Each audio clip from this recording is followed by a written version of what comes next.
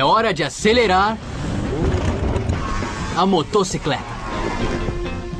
Eu estou maneiro, hein? A moto começou sua jornada como bicicleta e tomou o século XX com uma explosão de potência. Vamos revelar o funcionamento interno da motocicleta, explorar seus limites e revelar o que você não sabia sobre ela. Tudo para você se tornar um gênio da motocicleta. Você pode amá-la ou odiá-la, mas o poder da motocicleta é inquestionável.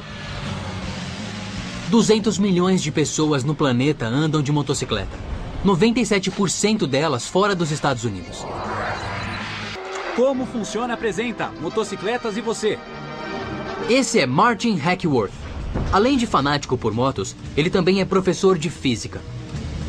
Usando uma correia presa a uma roda, ele explicará como a moto se mantém de pé. O sistema é inerentemente estável porque está girando. Enquanto gira velozmente, a roda tenta conservar o momento angular. Segundo o princípio do momento angular, um corpo que gira tende a continuar girando. Funciona assim. Uma roda parada cai facilmente. Mas quando começa a girar, desenvolve o momento. Se tentar derrubá-la agora, uma força contrária a empurrará na direção oposta. Isso é o momento angular, motivo pelo qual a velocidade da moto a mantém de pé e andando.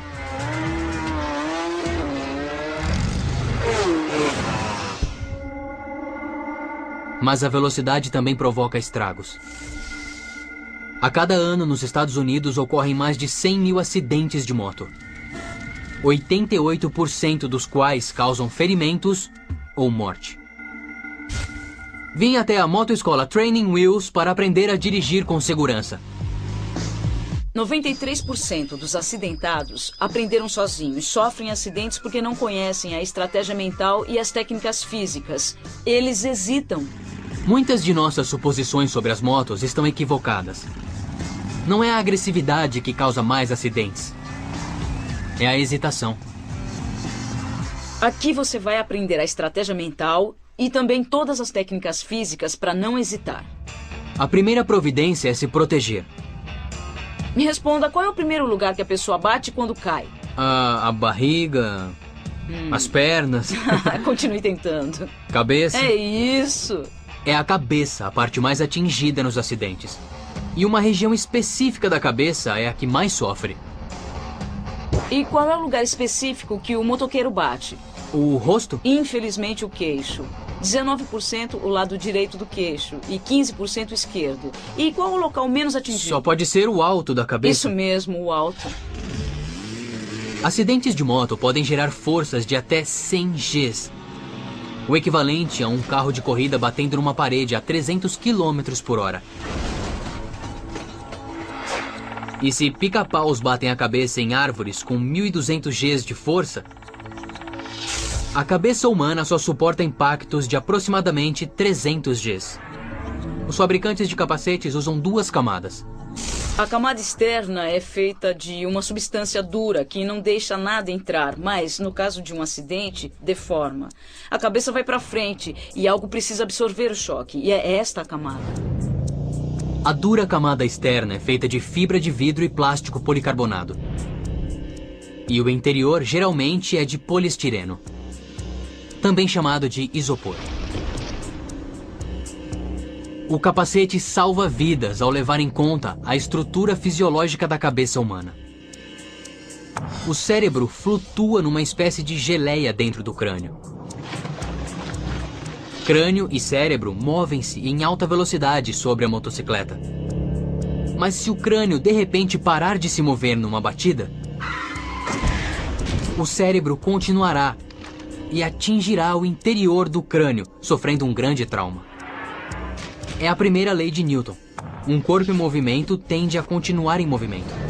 Mas se a rápida desaceleração for contida em apenas 2 ou 3 milissegundos, é possível sobreviver. É o mesmo princípio por trás das zonas de deformação controlada em carros, que aumentam a duração do impacto e distribuem a mudança de velocidade ao longo de um tempo maior. reduzindo a força do impacto.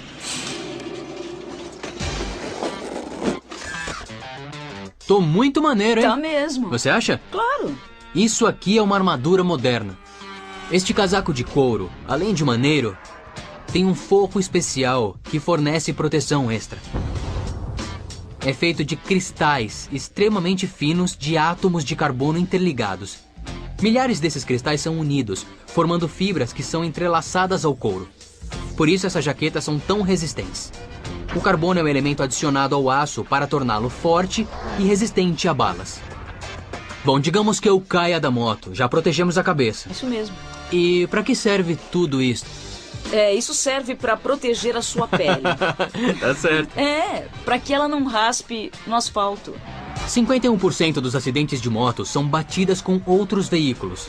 Então, por mais que você seja bom, é preciso se proteger. Da cultura pop à subcultura, a motocicleta é um símbolo de liberdade e autoexpressão. Mas elas só existem graças à sua antecessora, a bicicleta. Hoje há 1 bilhão de bicicletas no mundo todo. Mais que o número de carros e motos somados. 200 milhões de motocicletas, 1 bilhão de bicicletas. Engenheiros e artistas sonharam em andar sobre 2 rodas durante meio milênio. Mas só em 1817 as bicicletas começaram a ganhar forma. Foi quando um alemão, o barão Karl von Drais, inventou a Laufmaschine. A pessoa montava numa armação de madeira presa a 2 rodas e se deslocava simplesmente correndo. A velocidade máxima era de 10 km por hora, ou o dobro da velocidade da caminhada. Na década de 1860, os franceses Pierre Michaud e Pierre Lallemand introduziram uma bicicleta com pedais e roda da frente maior. O chamado velocípede foi um sucesso de vendas. Mas 5 anos depois foi tirado de circulação pela nova mania sobre rodas. Uma bicicleta com uma grande roda dianteira que aumentava a distância percorrida por pedalada, mas cujo banco alto a tornava perigosa. Em 1885, J.K. Starley introduziu uma armação mais refinada. Era uma estrutura dupla que proporcionava mais força e estabilidade. A bicicleta de J.K. Starley tinha 2 rodas de tamanho quase idêntico, banco mais baixo e distribuição de peso bem melhor. Pela primeira vez, andar de bicicleta não era uma atividade perigosa. Por isso foi chamada de bicicleta de segurança. A nova invenção proporcionou o boom das bicicletas nos anos 1890. A bicicleta expandiu os limites da cidade ao permitir que os trabalhadores se mudassem dos centros densamente povoados para os subúrbios e fossem de bicicleta para o trabalho, acenando para a futura revolução automobilística. E a bicicleta se tornou um símbolo do movimento feminista, por representar liberdade e independência. A bicicleta é o meio de transporte mais eficiente que temos no planeta. Até 99% da energia aplicada nos pedais é transmitida para as rodas. E quando toda essa eficiência é combinada com a potência de um motor a gasolina, o resultado é um super meio de transporte e uma força cultural. A motocicleta. Quero saber de onde vem tanta potência. Então vamos fazer um curso básico de anatomia da motocicleta. Estou na fábrica Sony, em Lowell, Massachusetts, para falar com um especialista. Vou encontrar com Guy Pulio, um especialista em restauração de motocicletas, que vai me mostrar o que tem dentro dessa máquina. Existem dezenas de sistemas na motocicleta, mas estou interessado na potência. Ou seja, motor, transmissão e suspensão. Pode me explicar como funciona todo o sistema do motor? Claro. A energia do motor é gerada por uma série de explosões controladas, cerca de 7.000 por minuto. E todos sabem que para detonar é preciso de combustível. No caso da motocicleta, gasolina. Mas já se perguntou por que o radical de gasolina é gás, apesar de ser um líquido? A gasolina é um combustível altamente inflamável, antes descartado como resíduo da produção de querosene. É mais volátil que o óleo diesel e o combustível de jato. No estado gasoso, é instável demais para ser transportado e armazenado com segurança. E por isso é transformado em líquido. Daí o paradoxo do gás líquido. Tem muita gasolina aqui dentro. Sim. É muito inflamável e explosiva. Exato. Passa pelo carburador e se mistura com ar. A gasolina líquida não queima, mas quando se mistura com o ar no carburador, volta a tomar a forma gasosa, muito mais volátil. Temos o combustível. Falta transformá-lo em energia. Essa é a tarefa da misteriosa peça de metal sob o banco, o motor. Vamos conhecer suas partes. O ciclo começa com a admissão. O pistão desce, reduzindo a pressão dentro do cilindro e retirando o combustível. Ao voltar, o pistão pressiona o combustível e uma vela de ignição dispara, acendendo. A pressão causada pela explosão volta a empurrar o pistão para baixo no cilindro e aciona o virabrequim. O cilindro é o coração de todo o ciclo, o local em que a energia é transformada em trabalho. Por último, resíduos como monóxido de carbono são expelidos pelo escape e saem do motor. Admissão, compressão, combustão e escapamento. Em velocidades de estrada, são cerca de 50 ciclos por segundo ou 200 mil ciclos por hora, que se traduzem em 80 cavalos vapor, no caso da motocicleta média. Mas isso significa que uma motocicleta equivale a 80 cavalos? Não exatamente. O termo cavalo-vapor foi cunhado por James Watt em 1782, enquanto usava pôneis para extrair carvão de minas. Ele calculou que um pônei médio era capaz de extrair 30 mil Nm por minuto, mas pôneis vapor parecia um pouco fraco. Então ele acrescentou mais 50% e chamou de cavalo-vapor. Porém, Watt era um pouco otimista quanto à capacidade do cavalo. Um cavalo de verdade é capaz de produzir 15 cavalos-vapor durante alguns segundos. Mas por longos períodos de tempo, um cavalo consegue produzir apenas 3/4 de um cavalo-vapor. O motor gera uma potência tremenda. Cerca de 5.000 RPMs ou giros do virabrequim por minuto. Se o virabrequim fosse diretamente ligado às rodas, a motocicleta teria apenas uma velocidade, 96 km por hora. É aí que entra a transmissão. Essa fase transmite a energia do motor para as rodas e a regula para cima e para baixo, por meio da caixa de câmbio. As marchas aumentam e diminuem a força rotacional. O virabrequim gira em torno de 85 vezes por segundo, mas as rodas da motocicleta só precisam girar 70 vezes por segundo para manter velocidades normais. A maioria das bicicletas tem em torno de 20 marchas. As motocicletas têm apenas 4 ou 5. Tudo bem, agora que as rodas estão girando, precisamos mantê-las no chão. Para isso serve a suspensão. O que impede que a vibração faça a moto em pedaços? A função mais importante da suspensão não é a que você talvez imagine. Muitos pensam que a suspensão serve para absorver o impacto e dar conforto ao motociclista. Mas o principal é que a suspensão permite à moto avançar mantendo suas rodas em contato com a rua. Por mais potente que seja o motor, se as rodas não tocarem o chão, a moto não sairá do lugar.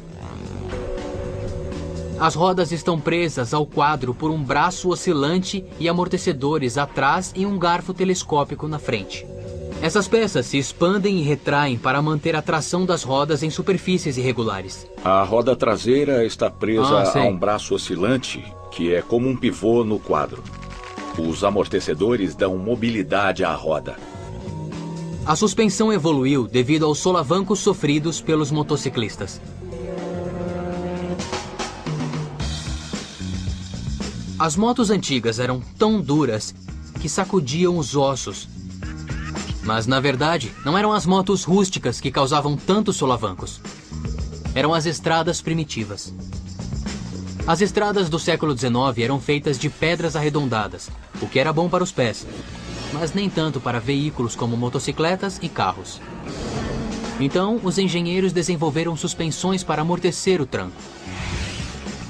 Depois, as pedras deram lugar ao asfalto, mas a suspensão permaneceu.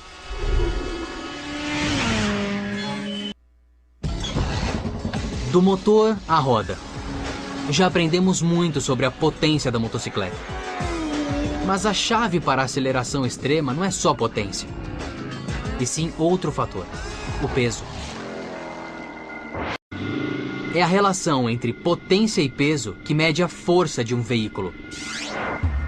Um carro médio tem um motor potente, mas também é pesado, o que torna baixa a relação entre potência e peso. Um carro da NASCAR tem um motor muito mais potente, tornando a relação maior. Mas uma moto de rua de alta performance é tanto extremamente potente quanto leve, dobrando a relação entre potência e peso em relação ao carro de corrida e duplicando-a em relação a um carro normal. Isso nos dá uma visão totalmente diferente da corrida de motocross. O motocross é um tipo de corrida realizado em circuitos off-road. Prova de cross-country. As condições podem ser traiçoeiras, especialmente quando 40 motociclistas competem ao mesmo tempo. É a corrida de motocicleta mais popular dos Estados Unidos, com mais de 100 mil corredores participando a cada ano. Mas o motocross tem uma origem marcadamente internacional. Evoluiu a partir das corridas off-road britânicas, que começaram em 1924. O esporte logo cruzou o Canal da Mancha e ganhou o nome de motocross na Bélgica, nos anos 30. Virou moda nos Estados Unidos nas décadas de 60 e 70 e vem crescendo desde então, com motos mais leves e potentes. Mas não são apenas as motos que fazem força. A pulsação dos pilotos sobe a 190 batimentos por minuto ao longo de meia hora. Em comparação, o batimento de campeões de atletismo atinge apenas 150 bpm, e durante períodos bem menores. Quando subimos na moto, sabemos que estamos dando tudo o que nós podemos. A adrenalina que sentimos quando tem mais de 20 motos na pista e todos fazemos uma curva, ainda não encontrei esporte igual a esse. Da poeira do motocross emergiu a evolução seguinte do esporte. Chama-se freestyle. E deu uma nova direção ao motociclismo.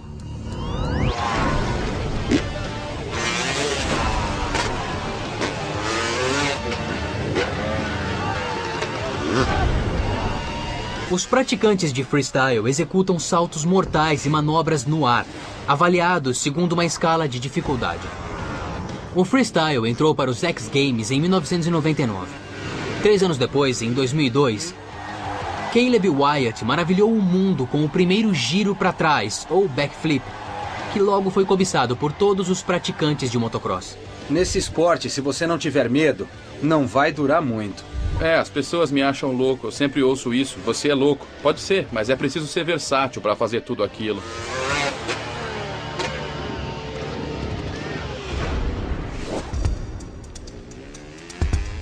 Os saltos no freestyle levam ao extremo a relação entre potência e peso ao criar um momento em que todas as forças estão equilibradas, tornando a moto e o piloto totalmente sem peso. A gente ganha altura, o corpo começa a flutuar no ar sobre a moto e aí a gente pode fazer os truques que a gente quiser. Quando o salto começa, o piloto acelera na curva ascendente da rampa. A moto sai da rampa, mas o impulso continua a levá-la para cima. Por enquanto, a moto continua subindo. Sua aceleração é mais alta que a gravidade. Em certo ponto, a ação da gravidade e a aceleração se equilibram perfeitamente.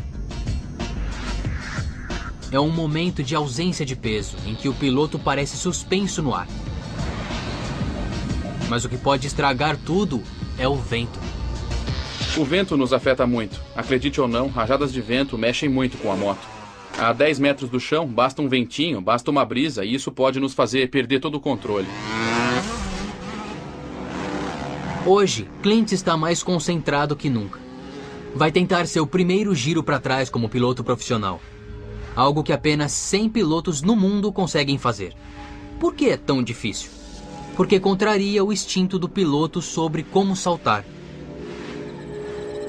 Todos os saltos são para frente e, de repente, é um estilo diferente. Então, nós temos que esquecer tudo que aprendemos durante a vida toda.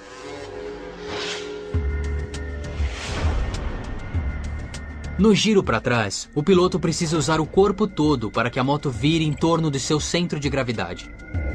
Quando a moto deixa o topo da rampa, o piloto empurra o quadril para trás, puxa a frente da moto sobre a cabeça e empurra a moto para baixo com as pernas. Agora o piloto está literalmente de ponta cabeça. A moto termina a rotação e completa a manobra uma fração de segundo antes de aterrissar. Mas tem um segredo. Muitos acham que o giro é de 360 graus, mas não é. Veja de novo. São apenas 270 graus. Mesmo assim, é muito mais do que eu consigo fazer. De ponta cabeça é quando dá mais medo, porque durante um tempo é muito difícil para a gente concentrar e se acostumar, mesmo com o chão passando. Muita gente no começo acaba ficando apenas um segundinho antes de pousar. Giram, avistam o chão e pousam. Para dominar o corpo é preciso conquistar a mente também.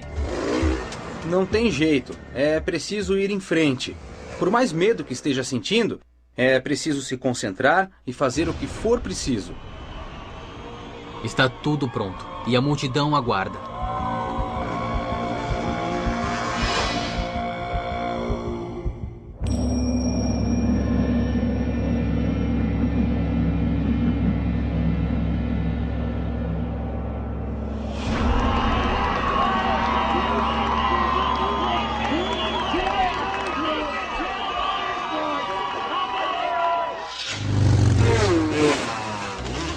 O motocross é apenas um exemplo da radicalidade da motocicleta.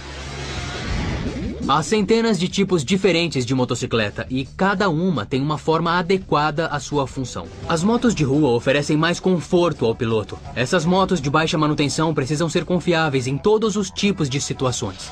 As motos de corrida são mais leves para aumentar a velocidade, mas os motores de alto desempenho não são econômicos.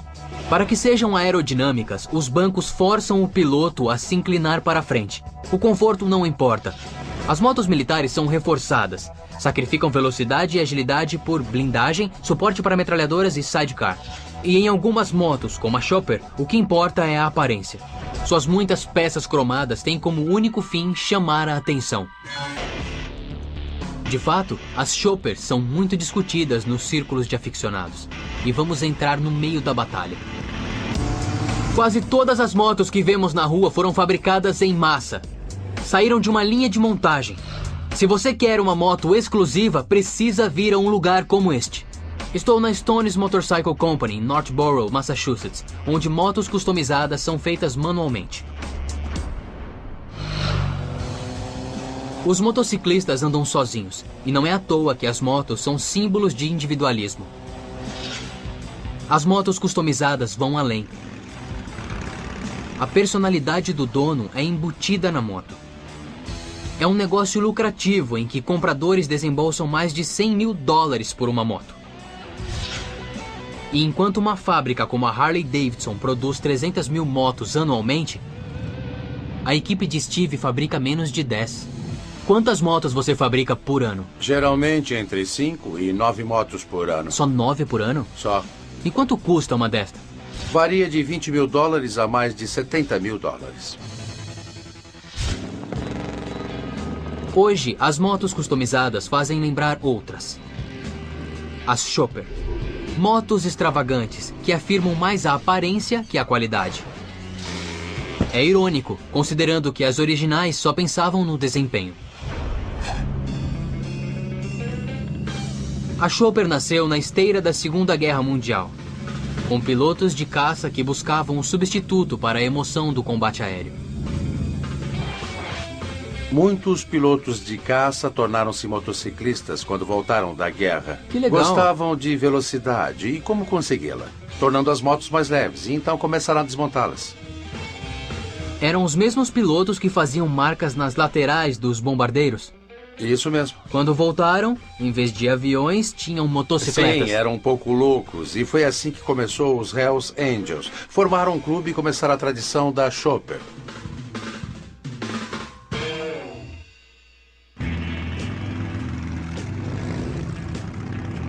Os primeiros Hells Angels eram foras da lei, mas continuavam militares no fundo. Adotaram regras rígidas e punições duras para quem as violava. Membros usavam emblemas nos casacos de couro para exibir o clube a que eram filiados, tal como faziam com os distintivos na guerra. Hoje, os Hells Angels têm mais de 400 seções em 13 estados e 25 países. Estima-se que existam 3.000 membros no mundo todo. E se hoje são famosos por suas loucuras? No passado, eles só pensavam em motocicletas. Assim como Steve. Ele faz motos Chopper ao modo clássico. Desmontadas, reconstruídas, leves, fortes e velozes. Começa pelo quadro. É muito importante acertar essa parte. Depois do motor, o quadro é a parte mais importante da motocicleta. É o esqueleto que sustenta tudo junto. Centenas de horas de projetos de fabricação garantem que cada quadro seja perfeito. E por que são tão difíceis de construir? Por causa do equilíbrio. Para ficar em pé, um veículo de 2 rodas precisa estar perfeitamente balanceado, para frente e para trás, para a direita e para a esquerda. Uma moto bem balanceada se orienta sozinha. O segredo do equilíbrio é a posição do motor no quadro. O menor desajuste pode desequilibrar perigosamente a motocicleta. No começo, houve até quem colocasse o motor sobre a roda dianteira. Outra moto popular tinha os cilindros do motor dentro da roda. Então, em 1901, 2 exilados russos que viviam em Paris, Eugene e Michel Weiner, tentaram alguma coisa diferente. Criaram um quadro em que o motor ficava mais baixo que de costume entre as rodas. Isso baixou o centro de gravidade, tornando a moto muito mais estável a velocidades baixas. E foi assim que surgiu o esqueleto da motocicleta moderna. Este tubo forma a espinha dorsal da moto. Tá legal. Então, eu estou segurando o esqueleto da motocicleta. Isso. O primeiro passo é dar forma ao esqueleto. Por isso nossos quadros são tão fortes. Esta máquina com 14 bar de pressão está tentando dobrar o tubo. Este é o maior tubo usado no ramo da motocicleta. Tem 5 centímetros. Ninguém o usa. A Harley-Davidson usa tubos de 4,5 centímetros. O tubo precisa ser amplo, porque levará um segredo. Óleo. O quadro que vamos construir hoje terá óleo dentro. Como? Vocês vão injetar óleo através do quadro? Sim, legal. É lubrificante para o motor e ajudará a esfriar o motor. Ah, sei. Porque a parte dianteira do quadro agirá como um radiador para manter o motor mais fresco que o da Harley. Ter óleo no quadro também elimina a necessidade de mais um tanque, otimizando a moto e tornando-a mais leve. A próxima peça é o pescoço. Tudo começa com o pescoço. Ele determina o ângulo da moto. O ângulo determina o manejo e a habilidade nas curvas. Até mesmo poucos graus fazem diferença. Quanto menor o ângulo da inclinação, mais fácil é fazer curvas. Motos de terra precisam fazer curvas rápidas e fechadas, e sua inclinação é a mais baixa, em torno de 28 graus. As motos Chopper são feitas para andar reto nas estradas, e por isso sua inclinação é muito alta, de aproximadamente 45 graus. A média ideal para motos de rua gira em torno de 32 graus. Isto seria... impossível de andar. Impossível. Tá, seria tão legal que nem daria para andar. Não, é. E agora? Vamos unir a espinha dorsal ao pescoço. Para isso é preciso soldar. É uma etapa crítica. Podemos soldar. Primeiro, soldamos o tubo de metal. Esta é a solda mais importante da motocicleta. Se quebrar... acabou. Já era, é o fim. Que demais. Steve usa o trânsito, um instrumento de agrimensura, para ver se o quadro está perfeitamente perpendicular ao chão. Agora que vemos a espinha dorsal, noto que o centro do tubo está no meio da retícula. Podemos soldar. Vamos lá.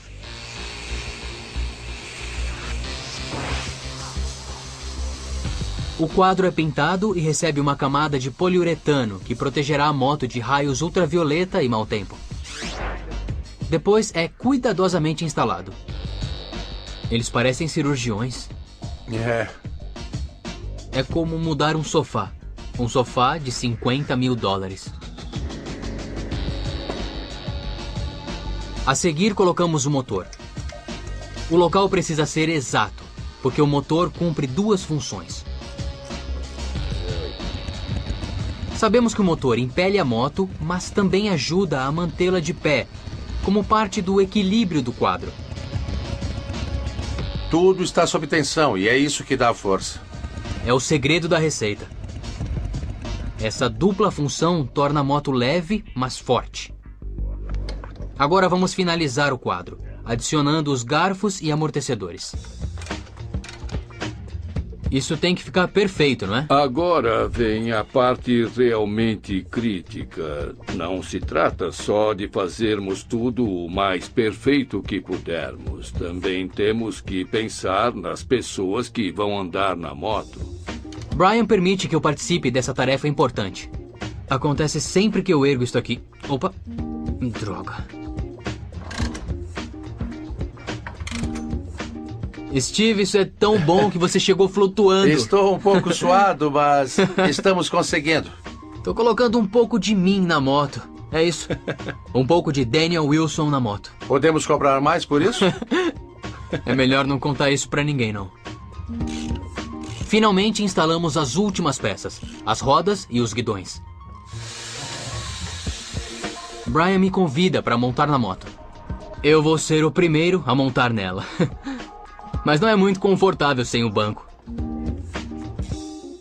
Pronto? No final desse processo, o resultado é uma moto exclusiva. Não feita por robôs numa linha de montagem, mas por uma dupla de seres humanos muito hábeis que supervisionaram todo o processo, até o último parafuso. Uma moto customizada é simplesmente uma máquina superior, uma obra de arte única. E garanto que, quando você parar no farol, não verá uma motocicleta igual ao seu lado. Agora que conheço a motocicleta por completo, é hora de cair na estrada. Mas espero que não literalmente. A cada ano, motocicletas percorrem 19 bilhões de quilômetros só nos Estados Unidos. Estão entre os veículos mais velozes do planeta. Mas para que fiquem de pé, é preciso canalizar e colocar as leis da física em ação. E o equilíbrio dessas forças é mais precário que nunca em uma das manobras mais arriscadas. A curva. Dos 100 mil acidentes de moto nos Estados Unidos a cada ano, mais de 20% ocorrem durante curvas. Por quê? Porque não basta virar a motocicleta. É preciso incliná-la para o lado. Devido ao forte momento angular, inclinar uma moto não é fácil. Motos em alta velocidade resistem a mudanças bruscas de direção. Para inclinar uma moto, é preciso uma manobra anti-intuitiva. Manobrar uma moto é direção contrária. Entendi. Isso significa que você dirige a moto na direção oposta à que quer virar. Sabemos que o momento angular gera uma força contrária que estabiliza as rodas da motocicleta, mantendo-as de pé. A direção contrária usa essa força contrária para levar a moto a fazer a curva.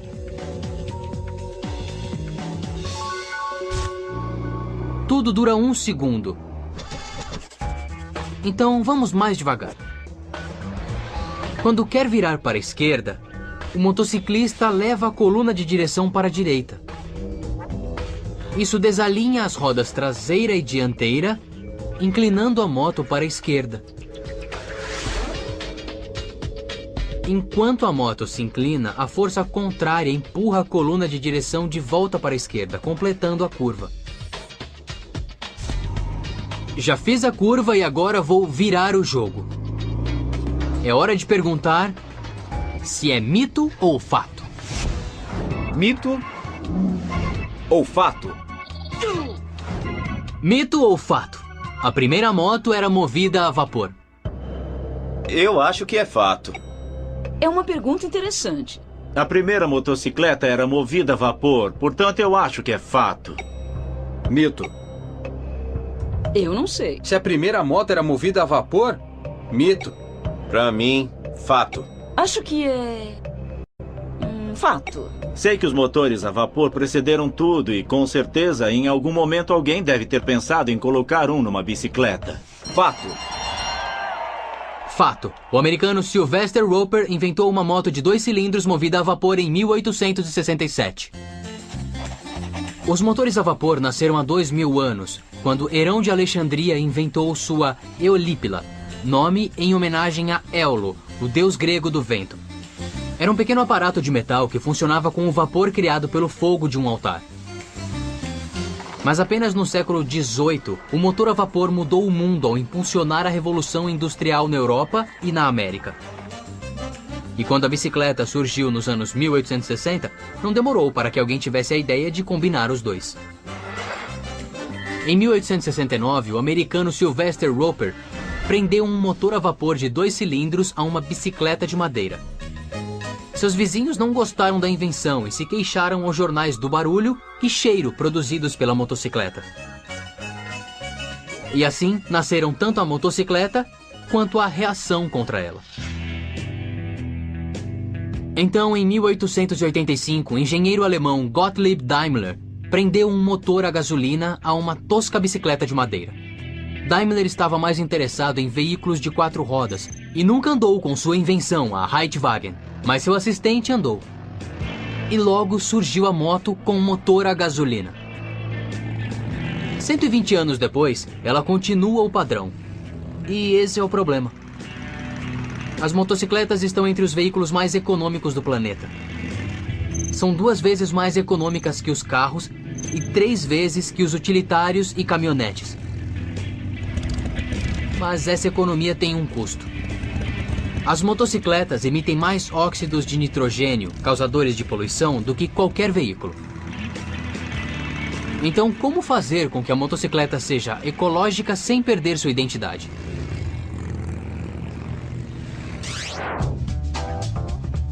Esse é o problema que engenheiros como Brian Wiseman tentam resolver. Brian é diretor do projeto Inertia, que visa criar a primeira motocicleta elétrica produzida em massa. A parte mais difícil de projetar uma moto elétrica é psicológica.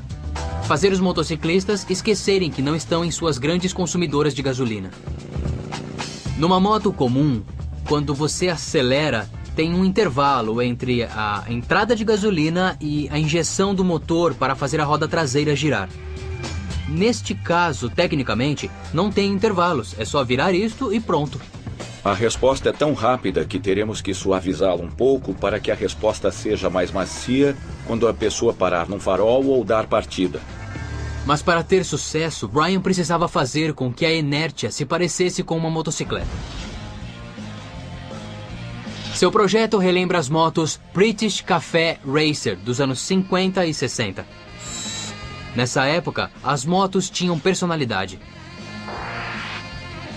Parecem com uma motocicleta em aparência e desempenho, mas não poluem o ar. A diferença? 6 baterias de íon lítio e um motor elétrico, em vez de um tanque de gasolina e um motor de combustão interna. O que torna esta máquina tão eficiente é este motor elétrico aqui que move a roda traseira diretamente. Esse é o destaque. Esse pequeno motor tem eficiência de 90%. E qual é a eficiência padrão de uma moto movida a gasolina? Geralmente, um motor de combustão interna tem apenas 20% de eficiência.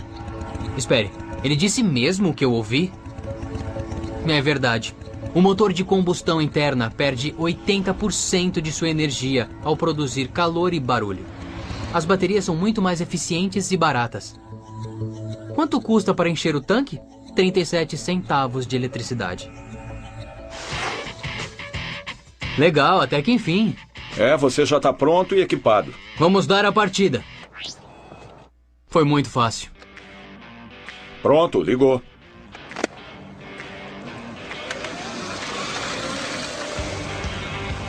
A Inertia é como a própria motocicleta.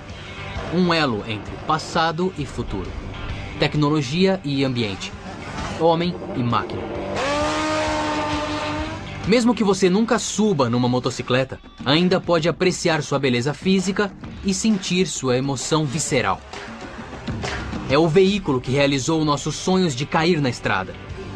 Das bicicletas movidas a vapor a motos que destroem recordes, a história da motocicleta é de tirar o fôlego. E agora que sabe tudo isso, você é um gênio da motocicleta.